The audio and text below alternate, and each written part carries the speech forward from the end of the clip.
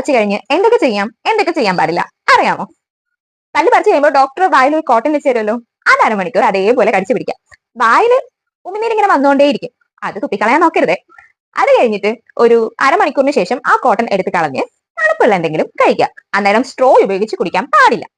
പിന്നെ ഇന്നത്തെ പല്ല് പറിച്ച ഇന്നത്തെ ദിവസം ചൂടുള്ളത് എരിവുള്ളതുമായ ഭക്ഷണങ്ങൾ കഴിക്കാതെ ഇരിക്കുക.